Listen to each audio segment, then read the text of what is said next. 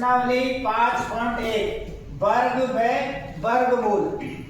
वर्गमूल लेना पहले मैंने भाग विधि से आपको समझा दिया, अभाज्य गुणनखंड विधि से भी मैंने वर्गमूल लेना आपको सिखा दिया।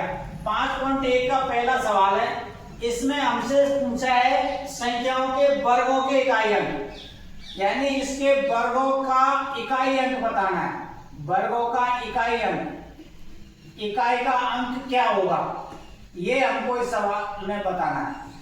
यानी कोई भी संख्या है जिसका हम वर्ग ज्ञात करें तो उसका इकाई का अंक क्या होगा। जैसे मान लो संख्या दे रखी है 81, 81 में इकाई अंक क्या है, यहाँ पर 1, क्या है 1, तो इसका वर्ग करेंगे तो 1 का वर्ग क्या आएगा, 1 आता है, तो 81 का वर्ग का इकाई अंक भी क्या आएगा, 1 आएगा। इसी प्रकार से देखो और उदाहरण बताता हूं मैं से, जैसे मान लो 272, 272 में इकाई अंक क्या है यहाँ पर 2, तो 2 का वर्ग करेंगे, 2 का वर्ग कितना आएगा 4, तो 272 का वर्ग करेंगे उसका इकाई अंक कितना आएगा, इकाई अंक आएगा 4।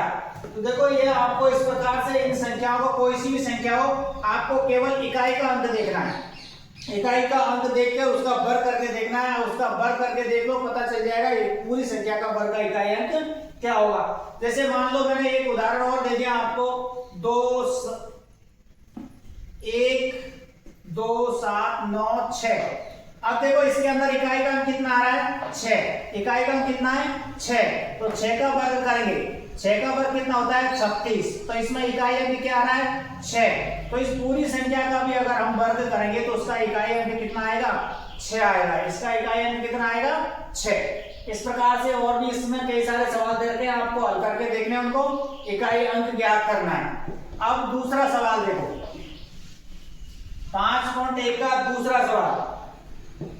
दूसरे सवाल में पूछा है ये पूर्ण वर्ग संख्या है या नहीं है, पूर्ण वर्ग संख्या है या नहीं है। तो देखो इनके लिए आपको पहले तो ये करना है, वह संख्या पूर्ण वर्ग नहीं होगी, वह संख्या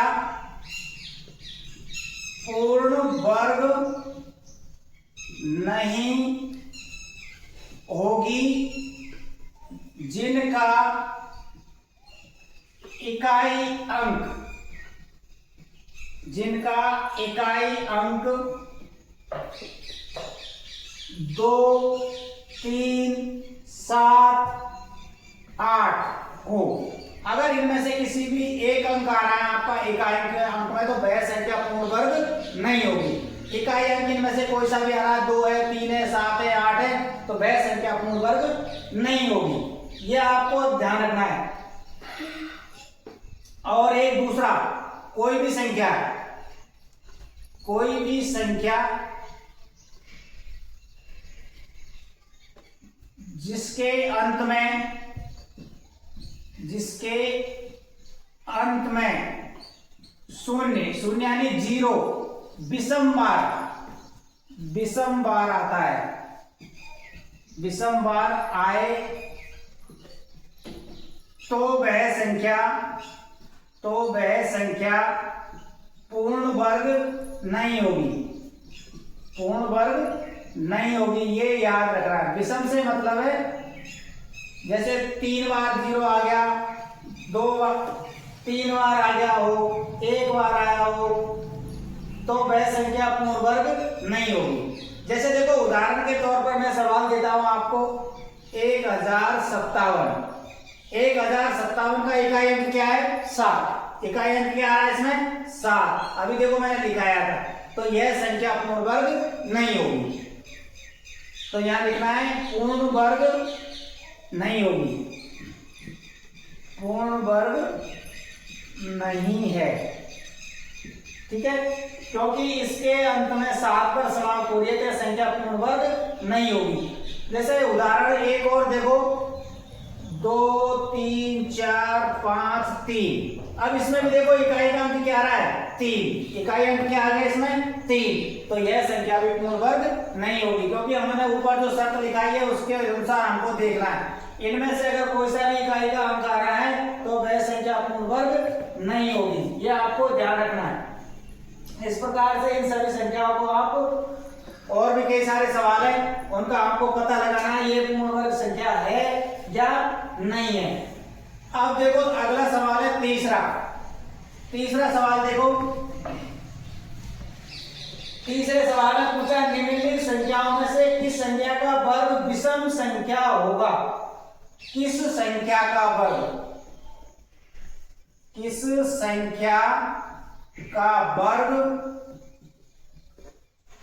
विषम संख्या होगा? विषम संख्या होगा, ये हमको पता करना है। इसमें कई सारे उदाहरण दे रखे हैं और वो हमको बताएं विषम होगा या नहीं होगा। जैसे पहला उदाहरण है आपका 431। तो 431 क्या है? विषम संख्या है। 431 विषम संख्या है, तो इसका जो होगा वर्ग, इसका वर्ग विषम संख्या होगी। 431 विषम संख्या है, विषम संख्या है। इसका वर्ग भी विषम संख्या होगा। अगर कोई संख्या विषम संख्या है तो उसका वर्ग भी विषम संख्या होगी। अगर कोई संख्या सम है तो उसका वर्ग भी सम होगा। जैसे उदाहरण देखो, अगला दूसरा उदाहरण दे दिया मैंने आपको 2826। तो ये संख्या क्या है? सम संख्या है। कौन सी संख्या है? सम संख्या। सम संख्या है, तो इसका जो वर्ग होगा, इसका वर्ग वो भी क्या होगा? सम होगा। सम संख्या का वर्ग सम और विषम संख्या का वर्ग विषम संख्या ही प्राप्त होती है। ये सवाल नंबर आपका था तीसरा। सवाल नंबर 3, इसमें इसने हमसे पूछा विषम संख्या कौन कौन सी है, तो वो आपको ज्ञात करके देखेंगे। सम संख्या है तो उसका वर्ग विषम संख्या है तो उसका वर्ग विषम, अगर सम संख्या है तो उसका वर्ग भी सम। अब अगला देखो, इस चौथा सवाल, इसी प्रश्नावली का चौथा सवाल देखो। चौथे सवाल में हमसे पूछा है निम्न प्रारूप का अवलोकन कीजिए और रिक्त स्थान को भरिए। रिक्त स्थान की पूर्ति करनी है। 11 का वर्ग बराबर 121 और इधर दे रखा है 101 का वर्ग बराबर, ये दे रखा है। फिर दे रखा है 1001 वर्ग बराबर 100201। फिर दे रखा है 1001 का दे रखा है आपको 1002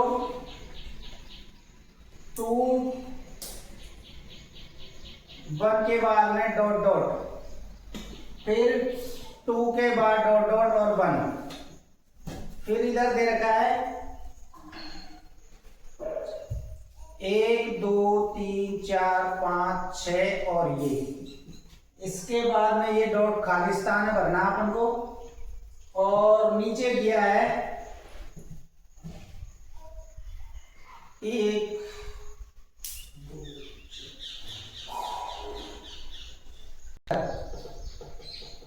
अब देखो ये दे रखा है, ये प्रारूप दे रखा है। यहां तक तो हमको दे दिया। अब ये यहां पर खाली स्थान है, इनके बीच में आपको इसमें भरना है।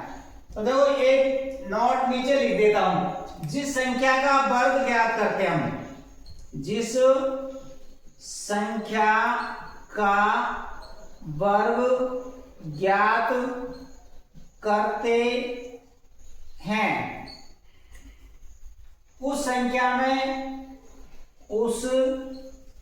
संख्या में एक और एक के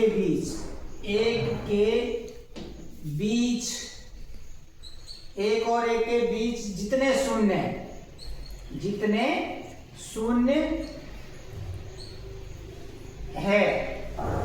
शून्य है, तो वर्ग करने पर 2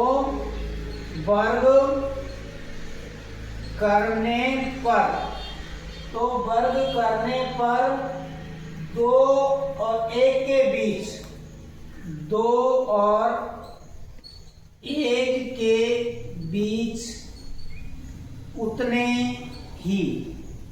उतने ही शून्य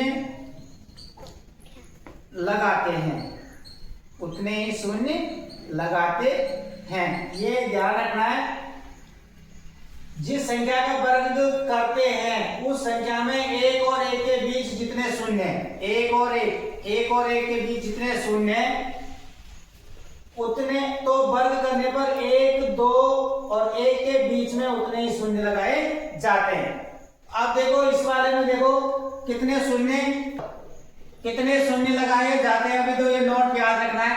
अब देखो यहाँ पर कितने जीरो, 1, 2, 3, 4, तो इसमें यहाँ पर भी जीरो कितनी लगानी हमको, 4, 1, 2, 3, 4। इसी प्रकार 2 और 1 के बीच में भी 4 जीरो, 1, 2, 3, 4। ठीक है, ये ध्यान रखना है, जिस संख्या का वर्ग ज्ञात करना है इसमें 4 जीरो, तो इन 1 और 2 के बीच में भी 4 लगाने हैं, फिर 2 और 1 के बीच में भी 4 लगाने हैं। इस वाले में देखो कितनी जीरो, 1, 2, 4, 5, 6।